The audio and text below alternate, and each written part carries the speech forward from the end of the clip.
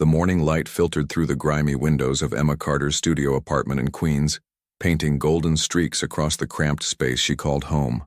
At 28 years old, Emma had grown accustomed to waking up before her alarm, a survival instinct developed over years of juggling multiple responsibilities and never quite having enough time or money to feel secure. She sat up in bed, her brown hair falling messily around her shoulders, and reached for her phone on the makeshift nightstand, a stack of culinary textbooks she'd purchased second-hand 3 years ago when she still believed she might afford culinary school. The screen showed 5:47 a.m., 13 minutes before her alarm. She sighed, a small smile crossing her tired but kind face. Another day, she whispered to herself, a mantra she'd adopted after her mother passed 2 years ago, leaving Emma truly alone in the world. The apartment was tiny, barely 300 square feet, but Emma had made it her own. Polaroid photographs covered one wall, her late mother's smile at her high school graduation, her younger sister Lily's 10th birthday party, snapshots of happier times before gang violence tore her family apart when she was just 15. Lily had been 12 in the wrong place at the wrong time, caught in crossfire that wasn't meant for her. Emma pushed the memories away as she always did, compartmentalizing pain into a box she only opened late at night when sleep wouldn't come. She had learned that survival meant moving forward even when your heart wanted to stay frozen in the past. She dressed quickly in her work uniform, black slacks, a crisp white button-down shirt, and comfortable black shoes that had seen better days but still had a few miles left in them. Her reflection in the bathroom mirror showed a woman who looked older than her years, worry lines around her eyes, a perpetual tiredness that no amount of concealer could fully hide.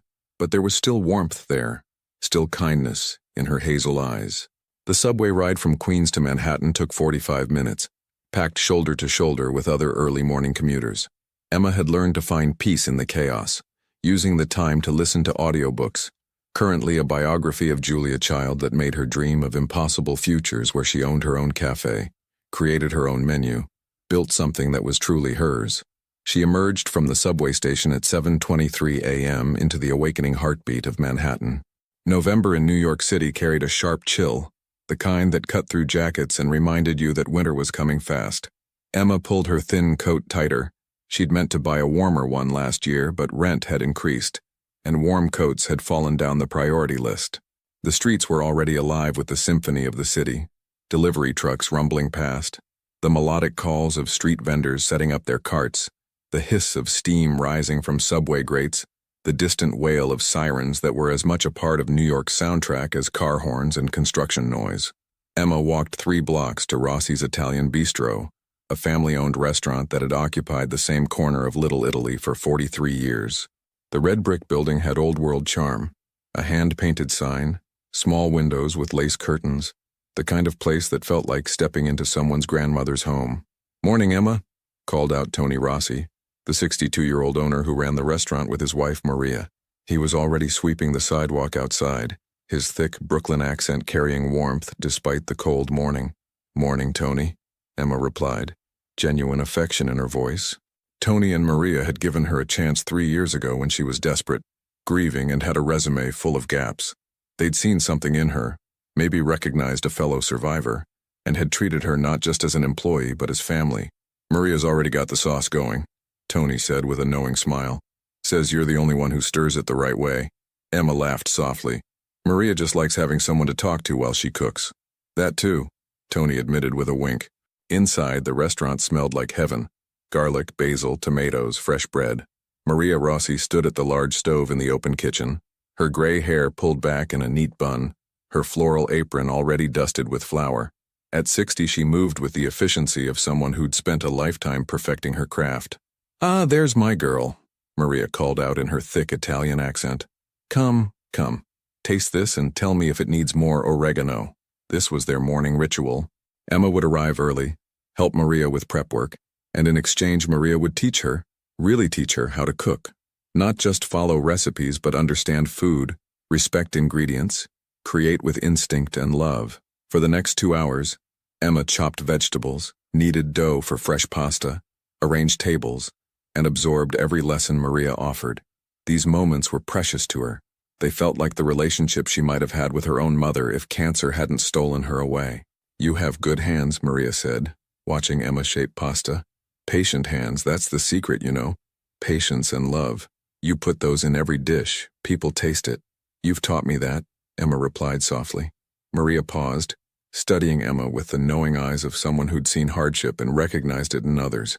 You still saving for that cafe of yours? Emma's hands stilled for just a moment. Trying to, but you know, rent went up again. And my student loans, she trailed off, not wanting to burden Maria with complaints. Life has a funny way of working out, Maria said gently. You keep being good, keep working hard, your time will come. I believe this. Emma wanted to believe it too, but at 28, with $17,000 in student debt from a college degree she'd never finished, $342 in her savings account, and rent that consumed most of her paycheck, belief was hard to maintain. The restaurant opened at 11 a.m. By 11:15, the lunch rush had begun. Rossi's was popular with locals and tourists alike, the kind of authentic spot that food bloggers loved to discover and regulars protected fiercely.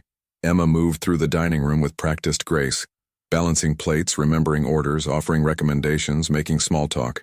She was good at this, really good. She had the rare gift of making people feel seen, heard, valued. Regular customers requested her section specifically. At 12:30 p.m., the bell above the door chimed, and Emma glanced up from the order she was taking to see a little girl enter with a woman in her mid-30s, wearing sunglasses and an expensive-looking coat. The little girl was perhaps 6 years old, with dark curly hair pulled into two ponytails, wearing a navy blue school uniform and clutching a worn stuffed rabbit. Her eyes, large and expressive, scanned the restaurant with curious intelligence. Welcome to Rossi's, Emma called out warmly. Sit anywhere you'd like. The woman guided the little girl to a table near the window. Emma noted it was somewhat isolated from other diners, giving them privacy. The woman sat with her back to the wall, eyes constantly scanning the room. Emma recognized the behavior, hypervigilance. She'd seen it in herself after Lily died, that constant awareness of exits and threats. Emma approached their table with menus and a warm smile directed at the little girl. Hi there. What's your friend's name? She asked, gesturing to the stuffed rabbit. The little girl looked up at Emma with those big eyes and smiled shyly. His name is Mr. Hops. He's very old. My mommy gave him to me. Mr. Hops is a very distinguished gentleman, Emma said seriously, making the girl giggle. I can tell he has excellent taste. Now, do you and Mr. Hops know what you'd like for lunch? Can I have spaghetti with butter? The girl asked hopefully. And hot chocolate? Sophia, it's not polite to, the woman began. That sounds perfect, Emma interrupted gently. One spaghetti with butter and the best hot chocolate in New York City coming right up. And for you, ma'am. Just coffee. Black, the woman said curtly, her eyes never stopping their scan of the room. As Emma walked away, she heard the little girl, Sophia, say, She's nice, Elena. I like her. Over the next 45 minutes, Emma found herself drawn back to their table more than necessary. Sophia was a delightful child, articulate, imaginative, with an old soul quality that suggested she'd seen or experienced things beyond her years. When Emma brought the hot chocolate topped with fresh whipped cream and a sprinkle of cinnamon, Sophia's face lit up like Christmas morning. This is the most beautiful hot chocolate I've ever seen, Sophia exclaimed. Well, a distinguished gentleman like Mr. Hops deserves only the best, Emma replied with a wink. During a brief lull, Emma noticed Sophia drawing on a napkin with crayons the woman, Elena, had pulled from an expensive leather bag. Emma approached with a genuine curiosity. What are you drawing? Sophia looked up, brightening at the attention. A castle. Do you like castles? I love castles, Emma said, crouching down to Sophia's eye level. Is that where you live? Sophia's expression shifted slightly, something flickering across her young face that looked like sadness. No, I live in a big house, but it's not like a castle. Castles have princesses and happy endings. My house just has... She paused, seeming to search for words. Lots of quiet. The comment struck Emma deeply. She recognized that loneliness, had lived it herself. Well, Emma said softly, maybe you're drawing the castle you'll live in someday, when you're a grown-up princess who makes her own happy endings. Sophia's eyes widened with hope. Do you really think so? I absolutely think so. Elena checked her watch and pulled out her phone, typing rapidly. Emma stood, sensing their time was ending. Would you like me to box up the rest of your spaghetti? Yes, please, Sophia said. Then with the earnest seriousness only children can muster, she added, "Will you be here next time I come?" "I work Tuesday through Saturday, 11 to 7, Emma said. "So if you come during those times, I'll be here." "I'll tell my daddy," Sophia said firmly. "He should meet you. You're nice." Something about the way Sophia said it, with such certainty and determination, made Emma's heart squeeze. This little girl was clearly lonely, clearly craving normal connections and warmth.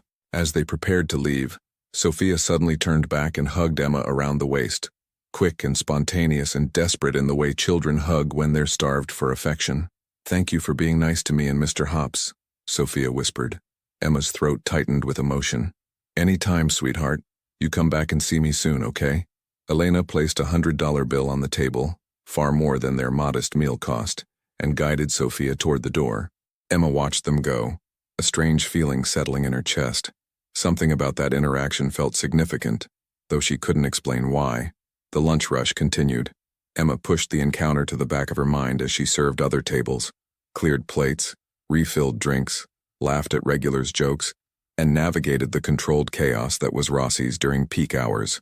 At 1:45 p.m., the bell chimed again. Emma glanced up automatically, expecting another hungry customer. Instead, 3 men entered. Something about them immediately set off alarm bells in Emma's instincts. The way they moved, the way their eyes scanned the room with calculated precision, the bulges barely concealed under their jackets.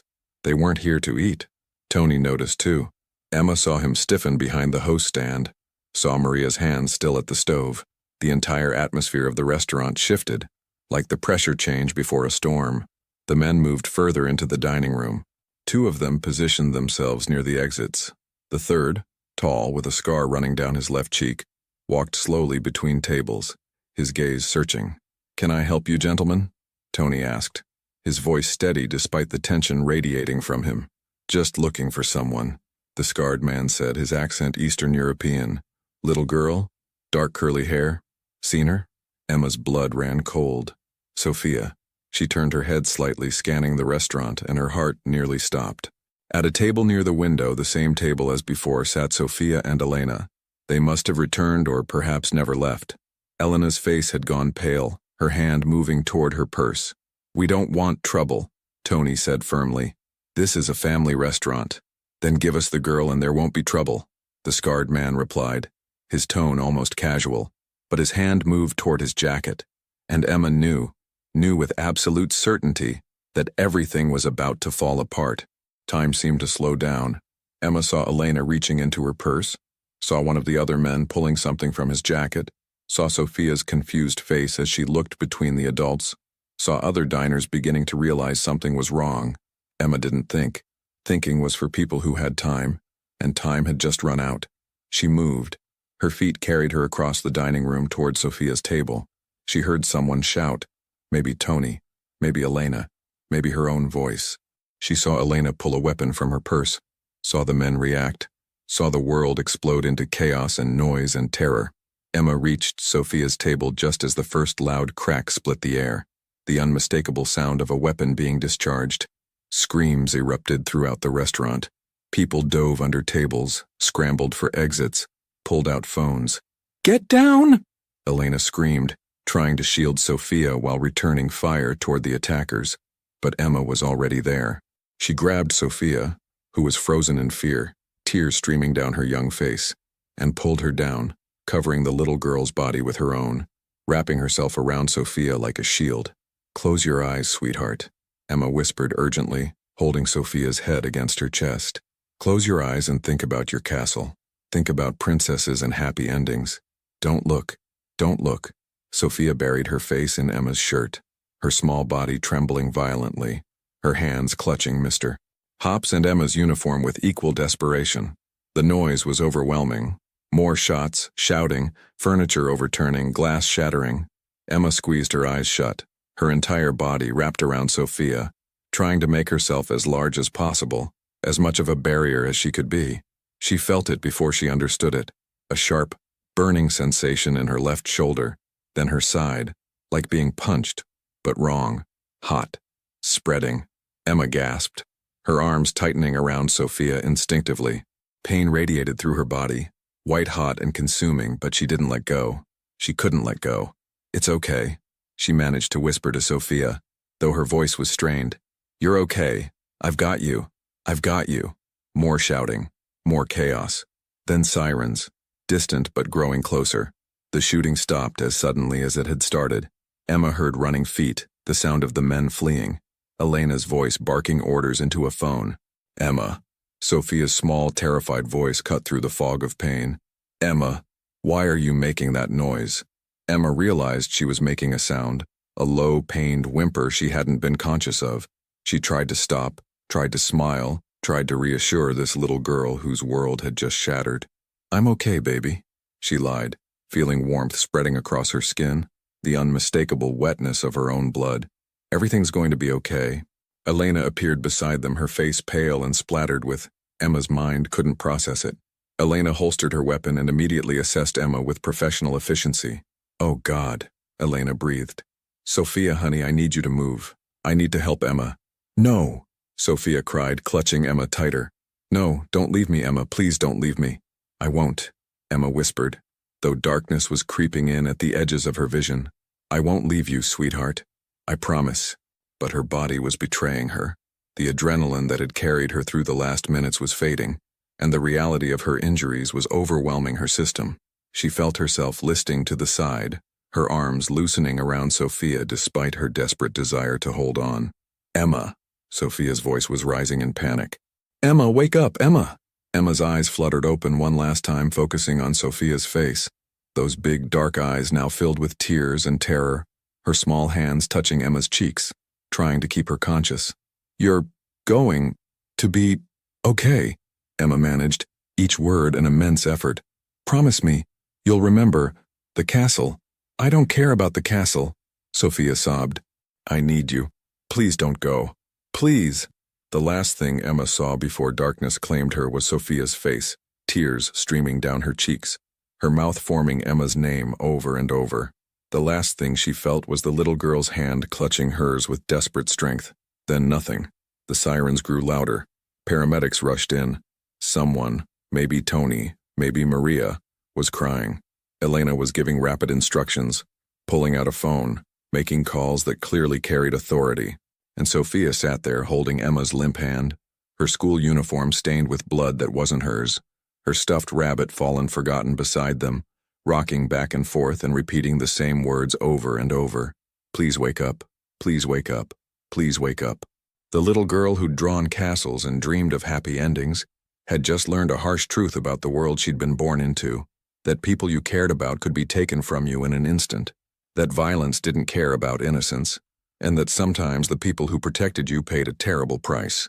But she had also learned something else, something that would stay with her forever, that a stranger, an ordinary waitress who had no reason to risk anything, had chosen to shield her, had wrapped herself around Sophia's small body, and taken harm meant for her without a moment's hesitation.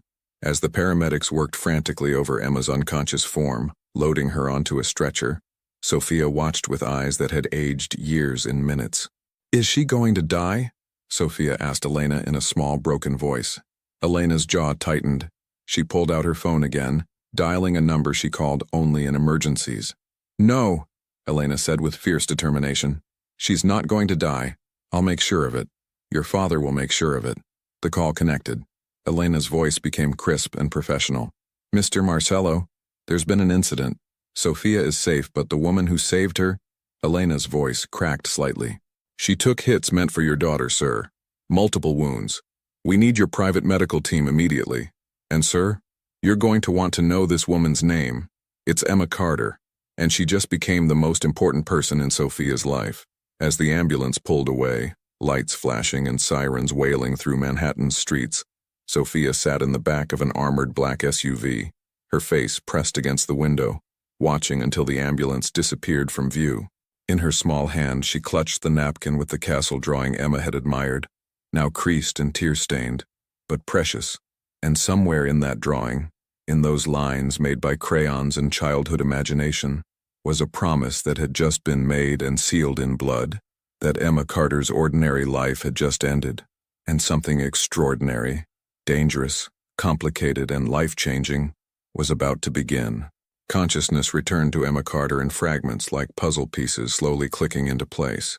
First came awareness, the dull, persistent ache that told her body was still there, still fighting. Then sounds, the steady beep of monitors, the soft hum of machinery, distant voices speaking in low professional tones. Finally, sensation, the scratch of expensive sheets against her skin, the cool air of climate control, the heaviness in her limbs that spoke of medication and exhaustion. She tried to open her eyes, and even that simple action required immense effort. Her eyelids felt weighted, her entire body moving as if underwater. When she finally managed to force them open, harsh light made her wince, and close them immediately. The lights, a deep male voice said quietly. Dim them. Emma heard movement, and when she tried again, the brightness had softened to something tolerable. She blinked slowly, her vision swimming before gradually focusing. This was not a hospital room, or rather it was, but unlike any hospital Emma had ever seen. The space was enormous, easily 3 times the size of a standard hospital room. The walls were painted in warm cream tones. Real artwork hung in frames, not prints but original paintings. A leather sofa sat against one wall. Floor-to-ceiling windows offered a stunning view of Manhattan's skyline, the late afternoon sun painting the buildings in shades of gold and amber. A private room. An extremely expensive private room. Emma's heart rate picked up, and immediately the monitors beside her bed reflected the change with faster beeping. She tried to sit up, and pain lanced through her shoulder and side, forcing a gasp from her lips. Don't move, the male voice said, closer now. You have stitches, multiple wounds. The doctor said you need to stay still. Emma turned her head, slowly, carefully, toward the voice.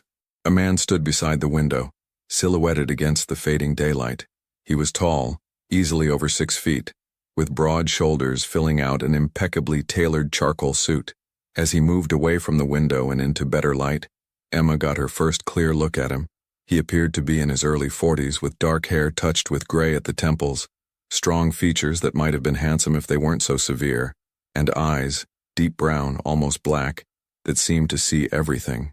There was something coiled about him, like a predator at rest but ready to spring into action at any moment. Power radiated from him, the kind that came not from wealth alone but from control, from knowing that with a single word, he could change lives. Who are you? Emma managed, her voice raspy from disuse and medication. Where am I? My name is Victor Marcello, he said, his voice low and measured, carrying the faint trace of an accent that spoke of Italian heritage several generations removed. You're in Mount Sinai's private medical wing. You've been unconscious for 2 days. 2 days. The information took a moment to process. Emma's mind felt foggy, struggling to grasp the timeline. Sophia, Emma said suddenly, memories flooding back. The restaurant, the men, the shooting, the little girl in her arms. Is she? She's safe, Victor interrupted, and something in his expression softened fractionally. Thanks to you. My daughter is safe because you put yourself between her and armed men without hesitation. Daughter. The word clicked into place, and suddenly so many things made sense. Elena's hypervigilance, the expensive clothes, the $100 tip, the attack itself. The men who came into the restaurant, Emma said slowly, her mind working through the implications. They were there for her specifically. They called her by name. Victor's expression hardened, his jaw tightening. They were associates of a rival organization. They intended to take Sophia, to use her as leverage against me. What they didn't anticipate was that a 28-year-old waitress would have more courage than men twice her size. There was something in his tone, not quite admiration, but recognition. Respect, perhaps. Grudging, but genuine. I didn't think, Emma admitted. I just moved. Most people freeze, Victor said. Or they run. Self-preservation is a powerful instinct. You overrode every natural response to protect a child you'd met once for less than an hour. He paused, studying her with those intense dark eyes. Why? Emma considered the question. Why had she done it? In that moment she hadn't had time to analyze or rationalize. But now, lying in this expensive hospital bed, she could trace the threads back to their source. Because no child should pay for the choices adults make, she said finally. Because I know what it's like to lose someone to violence that wasn't meant for them. Because, she trailed off, surprised to find tears burning in her eyes. Because she looked at me like I mattered. like I was someone worth knowing, and I couldn't let anything happen to her. Victor was silent for a long moment, his expression unreadable. Then he moved to the chair beside her bed and sat down, a gesture that somehow made him seem more human, less like a figure from a different world. "Tell me about your injuries," Emma said, needing to change the subject, to understand what had happened to her body. "You were struck twice," Victor said, his voice clinical but not cold. "Once in the left shoulder, once in your left side, just below the ribs. The shoulder wound was clean, through and through, missing major arteries. The side wound was more serious. It required surgery to remove fragments and repair damage. You lost significant blood. The doctor said if the ambulance had arrived even 5 minutes later." He didn't finish the sentence. He didn't need to. Emma absorbed this information, her hand moving instinctively to her side, feeling the bandages beneath the hospital gown. She'd come within 5 minutes of dying. The reality of it was overwhelming. "The doctors here are the best in the country," Victor continued. "Your medical care, your recovery, everything, it's all been taken care of. You won't see a single bill. Consider it handled." "I can't accept that," Emma said automatically, even as her practical mind calculated what this level of care must cost. Tens of thousands, easily. Maybe more. "I don't even have insurance that would cover this kind of facility." "You don't have a choice," Victor said, and there was steel beneath the words. Not a threat, but a statement of fact. "You saved my daughter's life. There is no sum of money, no gesture, that could adequately repay that debt. But I can at least ensure that your sacrifice doesn't destroy you financially." "It wasn't a sacrifice," Emma protested. "I didn't do it expecting payment. I did it because it was right." "I know," Victor said, and this time there was definitely something like admiration in his voice, "which is precisely why you deserve to be compensated. You acted with pure intention. That's rare." Before Emma could respond, the door to her room opened and a nurse entered. Professional, efficient, checking the monitors and Emma's vitals with practiced ease. Behind the nurse, hovering in the doorway, was a small figure Emma recognized immediately. "Sophia," Emma breathed. The little girl stood there in a lavender dress, her dark curly hair held back with a matching headband, clutching Mr. Hops against her chest. But it was her eyes that broke Emma's heart. Those big, expressive eyes now shadowed with fear and trauma, rimmed with dark circles that spoke of nightmares and sleepless nights. "Is she awake?" Sophia asked in a small voice, addressing her father but staring at Emma with desperate hope. "Is she really awake? Elena said she might wake up today, but I was scared she wouldn't. I was scared." "She's awake, Principessa," Victor said gently, using an endearment that transformed his severe features into something almost tender. "Emma is awake and she's going to be fine."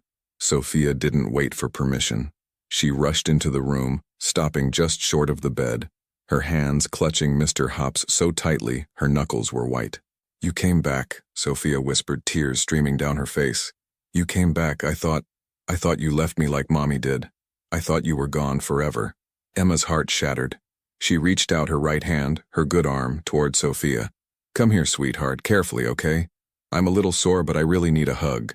Sophia climbed onto the chair beside the bed, and with Victor's steadying hands carefully leaned against Emma, her small body shaking with sobs. Emma wrapped her arm around the little girl, stroking her hair, making soft, soothing sounds she remembered her own mother making. "I'm right here," Emma murmured. "I promised you I wouldn't leave, remember? And I keep my promises." "But there was so much blood," Sophia hiccuped against Emma's shoulder. "And you weren't moving. And I was so scared. I've never been so scared." "I know, baby. I know. But I'm okay now. See? I'm right here talking to you. And you know what? You were so brave. You did exactly what I told you to do. You closed your eyes and thought about your castle." "I don't care about the castle anymore," Sophia said fiercely, pulling back to look at Emma with intensity beyond her years. "I only care that you're okay. Daddy said you're a hero. He said you saved my life." Emma glanced at Victor, who was watching the interaction with an expression she couldn't quite read. Something complex, layered with emotion he clearly wasn't accustomed to showing. "Your daddy's right that you're safe," Emma said gently. "And that's all that matters to me." The nurse finished her checks and left quietly. Elena appeared in the doorway. Emma recognized her immediately and gave Victor a meaningful look. "Sophia, darling," Victor said softly. "Emma needs to rest. We should let her." "Can I stay?" Sophia asked, looking between her father and Emma with pleading eyes. "Please?" Just for a little while. I'll be quiet, I promise. Emma saw Victor's internal struggle, the desire to give his daughter anything she wanted warring with what he clearly believed was right. Before he could respond, Emma spoke up. She can stay for a bit, Emma said. If it's okay with you, maybe she could tell me about what she's been doing for the past 2 days. I bet there are stories. Victor's expression softened at Emma's understanding, at her willingness to prioritize Sophia's emotional needs over her own rest. He nodded once. 30 minutes, he said to Sophia. Then Emma needs to rest properly, and you need dinner in bed. You haven't been sleeping well. Okay, Daddy, Sophia agreed readily, already settling more comfortably in the chair. Mr. Hops tucked securely in her lap. Victor stood, preparing to leave, but paused at the door. His eyes met Emma's, and something passed between them, an understanding, an acknowledgement of the bond that had been formed through violence and protection. Thank you, he said simply, for everything. We'll talk more when you're stronger. Then he was gone, leaving Emma alone with Sophia and the late afternoon light streaming through the windows. Part 2. Connections. Over the next 3 days, Emma's hospital room became a strange sort of sanctuary. Sophia visited daily, always accompanied by Elena or Victor, sometimes both. The little girl would sit beside Emma's bed for hours, drawing pictures, reading books aloud, telling stories about school and friends and the lonely vastness of the Marcello estate. Emma learned that Sophia attended an exclusive private school on the Upper East Side, that her favorite subject was art, that she loved strawberries but hated bananas, that she had nightmares about the restaurant but wouldn't talk to the child psychologist her father had hired because she doesn't understand like Emma does. Victor came too, though his visits were briefer, more formal. He would check on Emma's progress, ensure she had everything she needed, ask careful questions about her comfort level and pain management. There was a reserve to him, a wall he kept firmly in place, but Emma began to notice cracks, the way his expression softened when Sophia laughed, the concern that flickered in his eyes when Emma winced in pain, the careful consideration he gave to her words when they spoke. On the 4th day, when Emma was finally cleared to sit up properly and the fog of pain medication had lifted enough for real conversation, Victor arrived alone. He carried a leather folder and wore a different suit, navy this time, equally expensive, equally perfectly tailored. How are you feeling? He asked, taking his usual seat in the chair beside her bed. Better, Emma said honestly. Sore, but better. The doctors say I can probably be discharged in a few days if I continue to heal well. Discharged to where? Victor asked, his tone neutral but his eyes sharp. Your apartment in Queens? The one on the 3rd floor with no elevator? Where you'll have to climb stairs with fresh surgical wounds and limited mobility? Emma blinked, taken aback. How do you know about my apartment? I had you investigated, Victor said bluntly, offering no apology. The moment you saved my daughter's life, you became someone I needed to understand completely. I know about your studio in Queens, your student loans, your late mother, your sister who died when you were 15. I know you worked at Rossi's for 3 years, that Tony and Maria Rossi consider you family, that you're saving money to open your own cafe someday. I know you're paycheck to paycheck, that you've been turned down for business loans 4 times, that you donate to 3 charities despite barely being able to afford it. He paused. Should I continue? Emma felt violation and understanding war within her. The invasion of privacy was stunning, but she also recognized the logic. A man in Victor's position couldn't afford to leave anything to chance. That's very thorough, she said carefully. I'm a thorough person, Victor replied. I don't take chances, especially not with Sophia's safety. When a stranger throws herself into danger for my daughter, I need to understand motivation, background, potential threats. And what did you conclude? Emma asked, meeting his gaze directly. Am I a threat? Victor's expression shifted, something that might have been respect flickering across his features. No, you're exactly what you appear to be. A good person trying to survive in an expensive city, carrying grief you've never properly processed, working hard and dreaming of a future that's always just out of reach. He leaned forward slightly. Which brings me to why I'm here. I want to make you an offer. Emma's stomach tightened with apprehension. What kind of offer? Victor opened the leather folder, revealing documents Emma couldn't read from her position.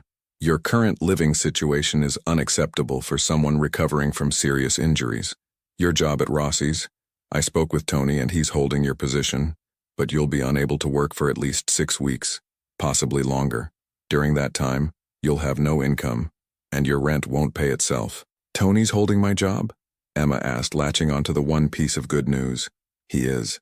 Though he also mentioned that you've been working there without health insurance, which is why this hospital stay would have bankrupted you if I hadn't intervened. Victor's tone was matter-of-fact, not judgmental. Your financial situation is precarious even in the best circumstances. These are not the best circumstances. Emma hated that he was right. She'd been so focused on just surviving that she'd never built any safety net, any cushion for disasters, and this definitely qualified as a disaster. What's your offer? She asked, keeping her voice steady. Move into the guest house on my estate, Victor said. It's a 2-bedroom cottage fully furnished with its own kitchen and living space. You'll recover there under the supervision of my private medical staff. Your job will be simple. Spend time with Sophia. Be her companion, her friend. Help her process what happened. Be the stable, normal presence she desperately needs. Emma stared at him, trying to process the implications. You want to pay me to be your daughter's friend? I want to ensure my daughter's emotional well-being while simultaneously ensuring the woman who saved her life doesn't end up homeless, Victor corrected. Sophia has been having nightmares, refusing to talk to professionals, barely eating.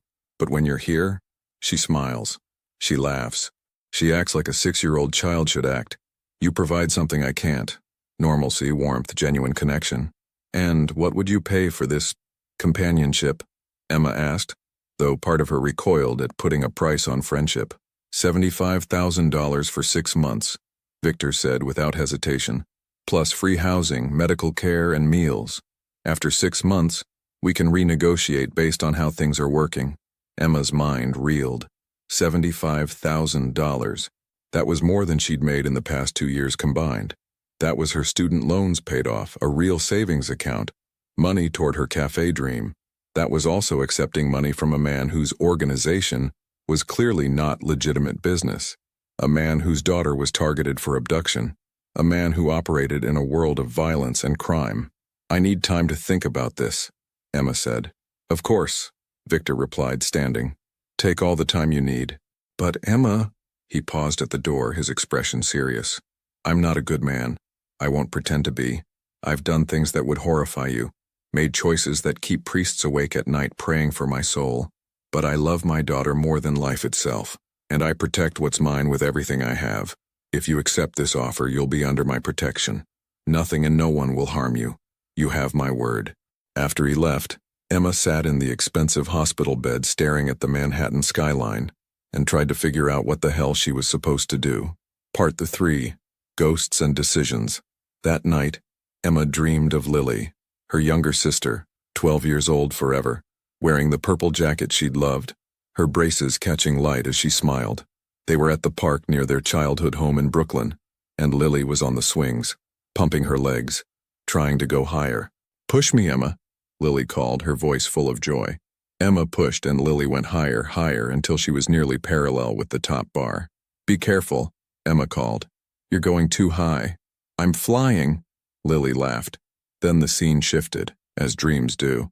They were no longer in the park, but on a street Emma recognized with nauseating clarity, the corner of Bedford and Sterling, where her sister had died 13 years ago, where Lily had been walking home from a friend's house, had been in the wrong place when rival groups opened fire on each other, had taken a stray round that no one had meant for her. Emma, Lily said, and now she was lying on the pavement, and Emma was 15 again, holding her sister, screaming for help that came too late. Emma, don't let them hurt anyone else. Don't let other kids die like me. Emma woke with tears on her face and Lily's name on her lips. The hospital room was dark except for the glow of monitors, quiet except for her own ragged breathing. She pressed her good hand against her chest, trying to calm her racing heart. Lily had died because of the violence that came with criminal organizations, with gang warfare, with men who valued territory and pride over human life. And now Emma was being asked to essentially join a criminal's household, to become part of that world, to accept money that probably came from activities she'd rather not think about. But then she thought of Sophia, 6 years old, traumatized, having nightmares, losing her mother 3 years ago to violence and now nearly losing Emma the same way. Sophia, who just wanted to draw castles and drink hot chocolate and be treated like she mattered. Emma had failed to save Lily, but she had saved Sophia, and if she walked away now, If she left that little girl to process her trauma alone, surrounded by bodyguards and therapists but no one who truly understood, wasn't that its own kind of betrayal? Over the next 2 days, Emma wrestled with the decision. Tony and Maria visited, bringing flowers and concern. Tony told her not to worry about the job, that she was family, and her position would be there whenever she was ready. Maria hugged her carefully and whispered, "You follow your heart, Kara. It knows the right path." Elena visited too, surprising Emma with her directness. "I know what you're thinking," Elena said, standing by the window where Victor usually stood. "You're wondering if accepting Victor's offer makes you complicit in his world. If taking his money makes you dirty somehow." "Does it?" Emma asked. Elena considered the question seriously. "I've worked for the Marcello family for 8 years. I've seen things I wish I could unsee. But I've also seen Victor walk away from lucrative deals because children were being exploited. I've seen him fund schools in poor neighborhoods, protect small business owners from predatory practices, ensure that families under his influence have health care and support." She turned to face Emma. "Is he a criminal?" "Yes, but he's also a father who loves his daughter desperately, and right now that little girl needs you. So you decide what matters more, moral purity or actually helping a traumatized child." On the 6th day, Sophia visited without her father, just Elena accompanying her. The little girl climbed into her usual spot and pulled out a new drawing. "I made this for you," Sophia said shyly, "for when you go home." Emma took the drawing carefully. It showed 2 figures, one taller, one smaller, standing in front of a house. Behind them was a rainbow. Above them, written in a child's careful handwriting, were the words, "Emma and Sophia, best friends forever." "It's beautiful," Emma said, her throat tight with emotion. "Do you like rainbows?" Sophia asked. "I do. They mean good things are coming after the storm. Daddy told me that once when Mommy died and I was sad. He said even after bad storms, rainbows come." Emma looked at this child, this sweet, brave, lonely child, and felt her remaining resistance crumble. She thought about Lily, about 12-year-old dreams cut short, about the sister she couldn't save. She thought about Sophia's nightmares, about her desperate hug in the restaurant, about the way she'd begged Emma not to leave her. Sometimes the right choice wasn't the morally perfect choice. Sometimes it was just the choice that helped someone who needed you. "Sophia," Emma said gently, "how would you feel if I came to stay at your house for a while, just until I'm all better?" "Your daddy asked if I might want to do that." Sophia's eyes went wide with hope. "Really? You'd really come stay with us?" "If you want me to." "I want you to," Sophia exclaimed, bouncing slightly in excitement before remembering to be careful. "I want you to so much. We have a pretty cottage you could stay in and I could show you my room and we could draw together and—" She paused, suddenly uncertain. "Would you really want to, even though my house is different?" "Different how?" Emma asked gently. Sophia bit her lip, choosing her words carefully. "There are lots of security cameras, and men with weapons who watch everything. And sometimes people come to talk to Daddy and everyone has to be very quiet. And, she trailed off, looking down at Mr. Hops. "And sometimes it feels more like a fortress than a home," Emma offered softly. Sophia nodded. "I heard Elena say that once. She said our house is beautiful but feels like a fortress." "Is that bad?" "It's not bad," Emma said. "It just means your daddy works very hard to keep you safe. And honestly, Sophia, after what happened at the restaurant, I think having security around sounds pretty good." "So you'll come?" Sophia asked hopefully. Emma took a deep breath, feeling like she was standing at the edge of a cliff about to jump. "Yes, sweetheart. I'll come." Part 4. The New Reality. 3 days later, Emma was discharged from the hospital. She'd insisted on going back to her apartment first. She needed clothes, personal items, her few precious belongings. Victor had agreed, but sent Elena and 2 security personnel with her, along with a medical aide. Climbing the 3 flights of stairs to her studio apartment was excruciating, even with help. By the time Emma reached her door, she was pale and sweating, her wounds screaming in protest. "This is exactly why Mr. Marcello didn't want you returning here alone," Elena said, helping Emma unlock the door. Inside, the apartment looked exactly as she'd left it, small, cramped, but hers. Emma moved slowly through the space, gathering clothes, toiletries, her mother's jewelry box, photographs, her culinary textbooks, the few precious things that mattered. One of the security men brought up suitcases, and Emma packed with Elena's efficient help. Looking around at the tiny space that had been her home for 3 years, Emma felt a surprising pang of loss. This apartment represented her independence, her determination to survive on her own terms. Leaving it felt like abandoning some essential part of herself. "You can come back any time," Elena said quietly, reading Emma's expression. "This isn't permanent unless you want it to be. You're accepting a job offer, not selling your soul." "Feels a bit like both," Emma admitted. Elena smiled slightly, the first real smile Emma had seen from her. "Yeah, it does, but you'll figure out the balance, or you won't, and you'll leave. You're not a prisoner, Emma. You're a guest who happens to be employed." The drive to the Marcello estate took 45 minutes heading north into Westchester County. Emma watched the city give way to suburbs, then to increasingly affluent areas with large properties hidden behind gates and walls. When they finally turned onto a private drive, Emma understood what Sophia had meant by fortress. The estate sprawled across what must have been at least 10 acres, surrounded by a stone wall that was both beautiful and clearly designed for security.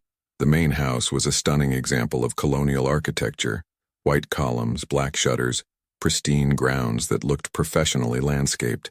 But it was the cottage that took Emma's breath away. Set about 100 yards from the main house, connected by a stone pathway through manicured gardens, the guest house looked like something from a fairy tale. 2 stories, white clapboard with slate blue shutters, a front porch with hanging baskets of late-season flowers and windows that promised light and space. "This is where I'm staying?" Emma asked, stunned. "This is your space for the duration of your employment," Elena confirmed. "Mr. Marcello wanted you to have privacy and comfort during your recovery." Inside, the cottage was even more beautiful. The first floor held an open-concept living room and kitchen, all decorated in soft, neutral tones with comfortable furniture and modern appliances. Upstairs were 2 bedrooms and a full bathroom.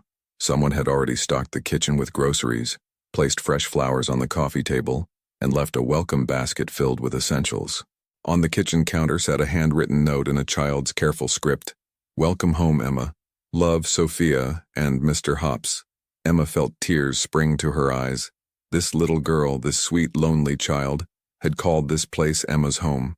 "Take the rest of the day to settle in," Elena said. "Sophia knows you're here and she's very excited, but Victor wants you to rest first. Dinner will be brought over at 6 if you're feeling up to it, or you can request something different. There's a phone system." She showed Emma the discreet intercom panel by the door. "That connects you to the main house, security, and medical staff. Don't hesitate to use it if you need anything." After Elena left, Emma stood in the beautiful cottage, surrounded by comfort she'd never experienced in her adult life, and wondered what exactly she'd agreed to. She thought about her tiny studio in Queens, about Rossi's restaurant, about her simple, predictable life that had been shattered 2 weeks ago by 3 men and a courageous impulse. She unpacked slowly, placing her mother's jewelry box on the dresser, her photographs on the nightstand, her culinary books on the built-in shelves in the living room, making the space hers, claiming it as her temporary home. As the sun set and the late November cold set in, Emma made herself tea in the beautiful kitchen and sat on the porch, wrapped in a blanket, watching lights come on in the main house. She could see figures moving past windows. Sophia's room, she guessed, seeing a smaller shadow. Her room was on the 2nd floor, corner position, probably with a view of the gardens and the cottage. Emma wondered if Sophia was looking out right now, knowing Emma was here, feeling safer because of it. The thought made Emma's decision feel right despite all her doubts. She had just finished her tea when she heard footsteps on the path. Victor emerged from the darkness, wearing dark slacks and a sweater instead of his usual suit, somehow more intimidating in casual clothes because they made him look more real, more human. "May I?" he asked, gesturing to the porch steps. "It's your property," Emma pointed out. "It's your home," he countered. "I don't enter uninvited."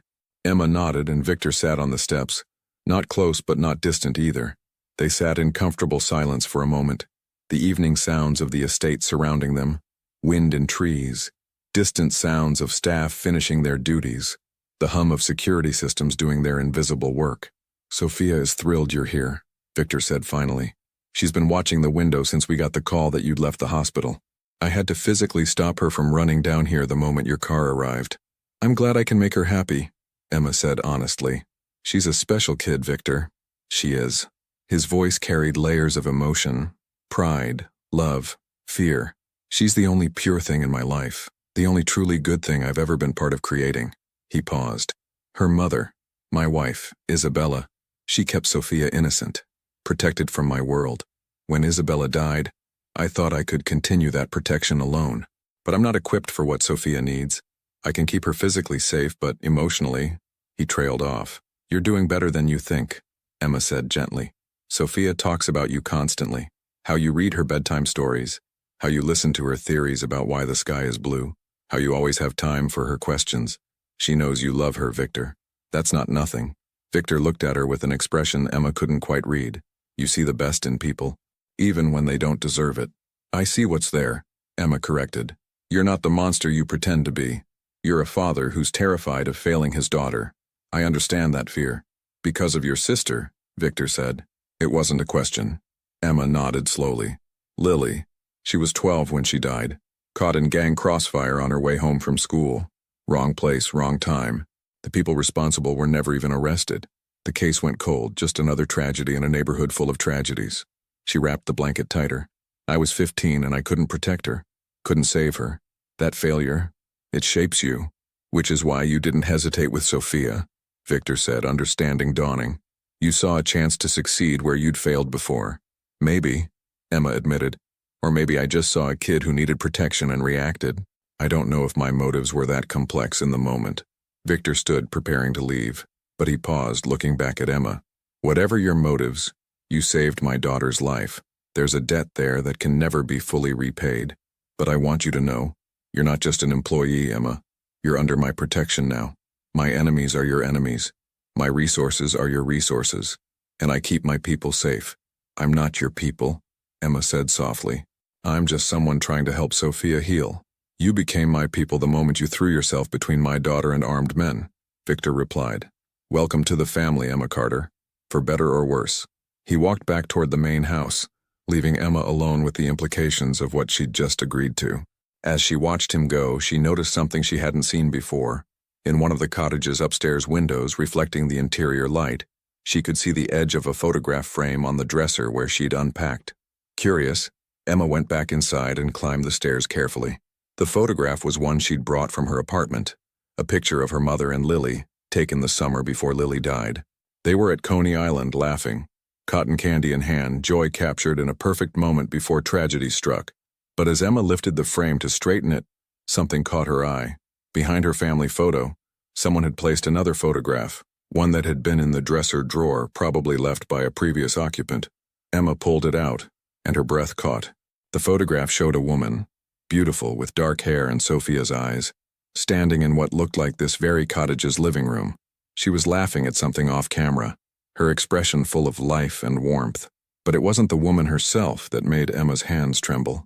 It was what she was wearing, a necklace distinctive and unmistakable that Emma had seen before, in newspaper articles, in police reports, in the investigation files she'd obsessed over as a teenager, trying to understand her sister's death. The necklace had belonged to a witness in a gang-related investigation, a woman who'd mysteriously disappeared before she could testify, her disappearance leading to a case collapse that had ripple effects through Brooklyn's criminal networks.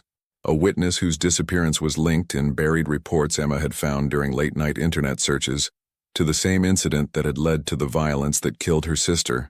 Emma stared at the photograph of Isabella Marcello and felt her entire understanding of the situation shift.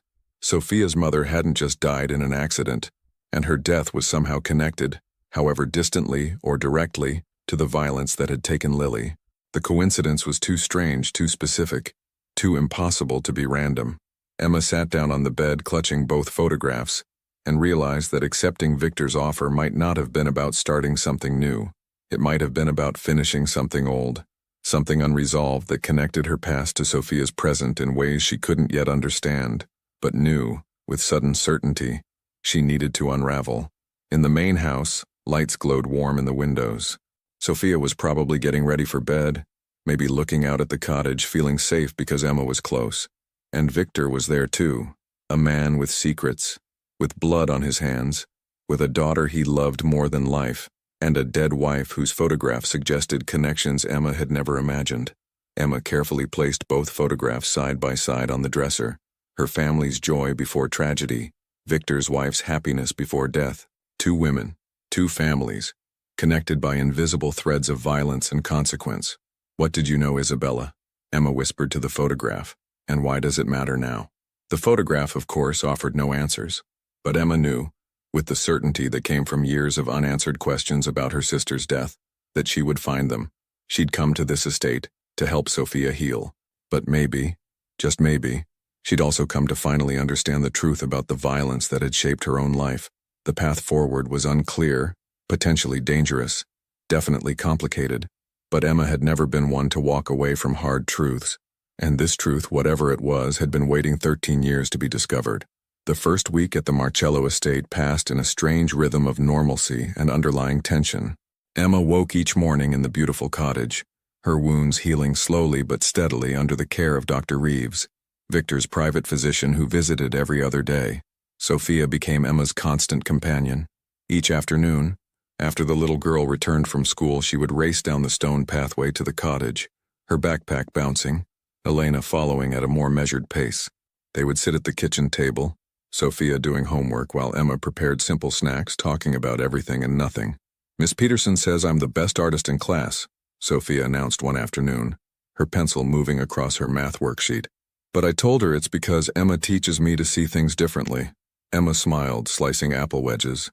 "You are already talented, sweetheart. I just showed you some techniques. Can we draw later? After I finish this horrible division?" "Horrible division?" Emma laughed. "Math is actually beautiful once you understand it. Here, let me show you a trick my mom taught me." These moments felt precious, ordinary childhood experiences that Sophia clearly craved. Emma understood now what Victor had meant. His daughter didn't need more guards or therapists or expensive tutors. She needed someone who would sit with her, help with homework, laugh at silly jokes, and make her feel like a normal 6-year-old. But beneath the comfortable routine, Emma's mind constantly returned to the photograph. Isabella Marcello, wearing that distinctive necklace. The connection to her sister's case felt too specific to ignore, yet Emma had no idea how to pursue it without raising suspicions. Victor maintained a respectful distance. He would appear for dinner twice a week, formal meals in the main house where Sophia chattered happily, while Emma observed the careful dynamic between father and daughter. Victor was attentive but reserved, clearly uncomfortable with emotional displays, yet desperate to connect with Sophia. "Daddy, Emma says we can make cookies tomorrow," Sophia announced during one such dinner. "The kind with chocolate chips. Can you help?" Victor's expression softened. "I have meetings tomorrow, Principessa. But perhaps this weekend?" "You always have meetings," Sophia said, disappointment clear in her voice. The comment hung in the air awkwardly. Emma intervened gently. "Your daddy works very hard to take care of you, Sophia, but I bet he'd love to taste test the cookies we make. Should we save him the biggest one?" Sophia brightened. "The one with the most chocolate chips." Victor's eyes met Emma's across the table. Gratitude and something else. Recognition, perhaps, of how naturally Emma navigated these emotional moments he found so difficult. Part 2. The investigation begins 2 weeks into her stay. Emma finally had an opportunity. Victor was in the city for the day, Sophia was at school, and Elena had mentioned needing to run errands. Emma stood in her cottage staring at Isabella's photograph, and made a decision. She pulled out her laptop, an old, battered thing she'd brought from her apartment, and began searching. The necklace was distinctive, a gold chain with a pendant featuring 3 intertwined circles, each set with a different colored stone. It had been mentioned specifically in witness reports from 13 years ago. The witness, a woman named Maria Santos, had been scheduled to testify about gang activities in Brooklyn. She'd witnessed a confrontation that led to increased violence, including the incident that killed Lily. But Maria had disappeared before the trial, and the case had collapsed. Emma had researched this obsessively as a teenager, trying to understand why her sister's killers went free. She'd memorized every detail of those reports, including descriptions of Maria Santos's appearance and distinctive jewelry. Now, years later, she was staring at that same necklace around Isabella Marcello's neck. Emma's hands trembled as she typed, searching for connections between Maria Santos and Isabella Marcello. The names were different, but what if? A knock at the cottage door made Emma jump. She quickly closed the laptop and stood, her heart racing. Marco stood on the porch, Victor's captain, a man in his mid-30s with sharp eyes and an easy smile that never quite reached those eyes. Emma had met him briefly during her first week. "Emma," he said pleasantly, "Mr. Marcello asked me to check on you. Make sure you have everything you need." "I'm fine, thank you," Emma replied, keeping her voice steady. "Just resting." Marco's gaze flickered past her into the cottage, landing briefly on the laptop on the coffee table. "Good. Recovery is important, but if you need anything, or if you have any questions about the estate, the family, anything at all, I'm happy to help." There was something in his tone, a subtle warning wrapped in courtesy. Emma wondered suddenly how much the security staff monitored. Were there cameras in the cottage? Had someone noticed her searching? "I appreciate that," Emma said carefully. "I'm still getting used to everything here. It's a different world," Marco acknowledged. "Takes adjustment, but you're doing great with Sophia. She's happier than I've seen her in years." He paused.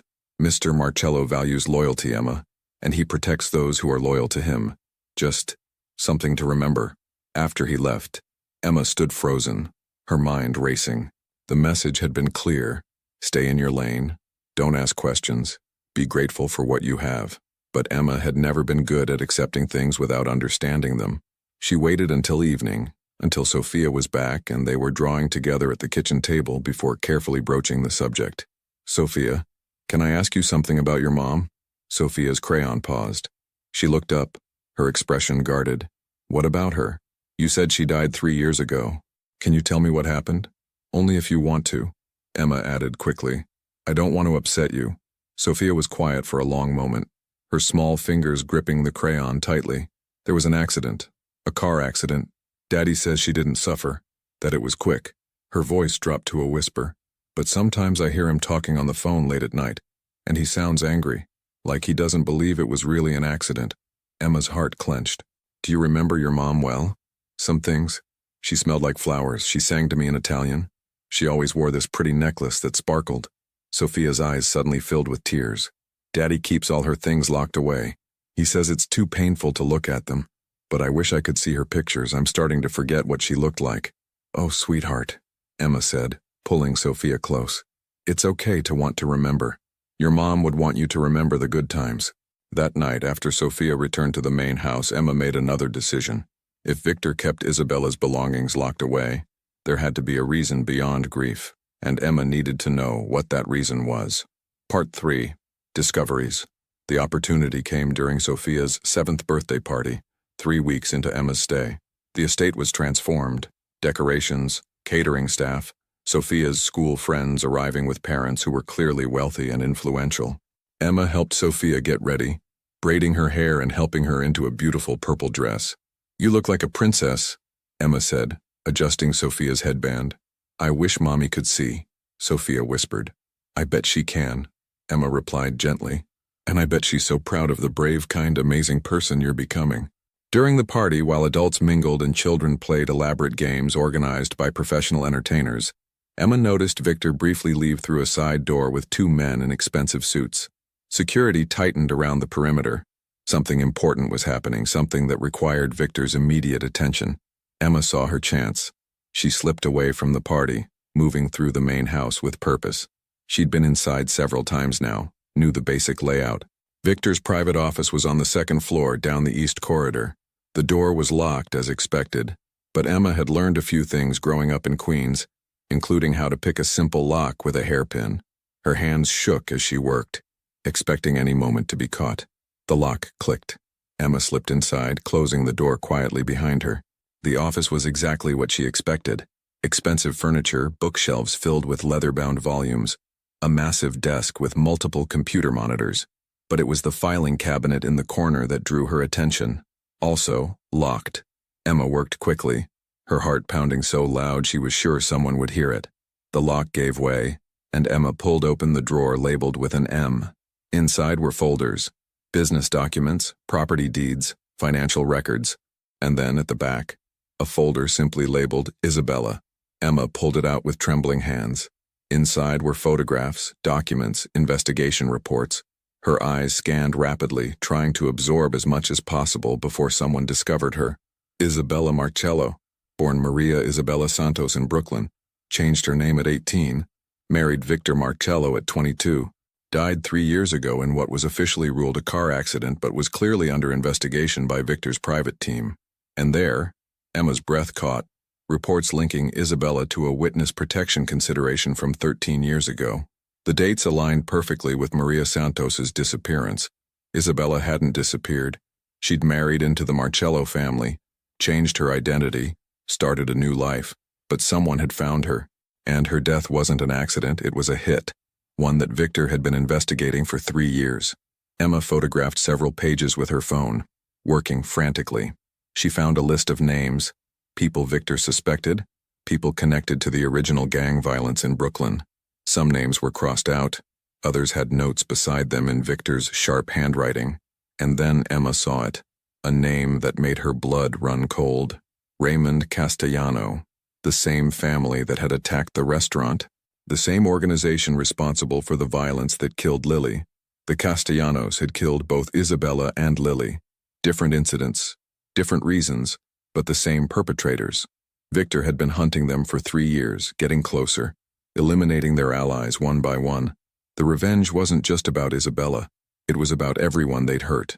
Emma was so focused on the documents that she didn't hear the door open until Victor's voice cut through the silence. "Looking for something?" Emma spun around, her face going pale. Victor stood in the doorway, his expression unreadable but his eyes sharp with anger and something else. Betrayal. "I can explain," Emma started, her voice shaking. "You broke into my private office. You're going through confidential files. You've violated my trust and my hospitality." Victor's voice was cold, controlled, but Emma could see the fury beneath. "So please, Emma, explain why I shouldn't have Marco escort you off my property immediately." Emma straightened, meeting his gaze directly despite her fear. "Because your wife and my sister were killed by the same people. Because I've spent 13 years wondering why the people responsible for Lily's death went free. Because Isabella, Maria, was the witness whose disappearance collapsed the case." Her voice cracked. "Because I think you've been looking for the same answers I have. And maybe we can help each other." Victor stared at her for a long moment, emotions warring across his usually controlled features. Finally, he stepped into the office and closed the door behind him. "Tell me everything you know," he said quietly, "and then I'll decide if you live long enough to regret this." Victor studied Emma for a long moment before speaking. "Maria, Isabella, witnessed a confrontation between my associates and the Castellanos 13 years ago. She testified, went into protection, and eventually found her way to me. We fell in love. She thought she was safe." His voice hardened. "She wasn't. They found her 3 years ago. Made it look like an accident. The same people killed my sister," Emma said quietly. "Lily was 12. Wrong place, wrong time." "I know," Victor admitted. "I've been investigating everyone connected to that day. Your sister's name came up. When you saved Sophia, I had you researched and realized the connection." He paused.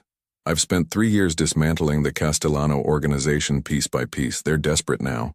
That's why they came for Sophia." "So what happens now?" Emma asked. "Now we finish this," Victor said grimly. "Together." 2 weeks later, the final confrontation came on a cold December evening. Intelligence indicated the remaining Castellano leadership would make one last attempt on Sophia.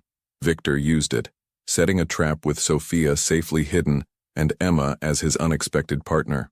When the attack came at the estate, Emma stayed with Sophia in the secure room while Victor's team engaged the threat outside. Sophia clutched Emma's hand, scared, but trusting. "You won't let them hurt Daddy?" Sophia whispered. "Your daddy is very strong," Emma assured her, "and he's fighting to keep you safe. Both of us are." The confrontation was brief, but decisive.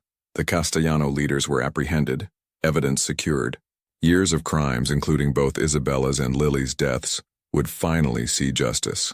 Emma stood in her new cafe, Lily's kitchen, watching Sophia help arrange pastries in the display case. Victor had invested as a silent partner, but the success was Emma's own. Sophia spent weekends with Emma, their bond stronger than ever. Victor visited often, and slowly, carefully, something was growing between him and Emma. Not rushed, but real. "Emma?" Sophia called. "Can we make Mommy's recipe today? The one Daddy taught us?" "Absolutely." Emma smiled, watching Victor enter with his rare, genuine smile. They'd both lost people they loved to violence, but from that tragedy they'd built something new, a family chosen through courage, trust, and the determination to protect what mattered most. Sophia laughed as flour dusted her nose.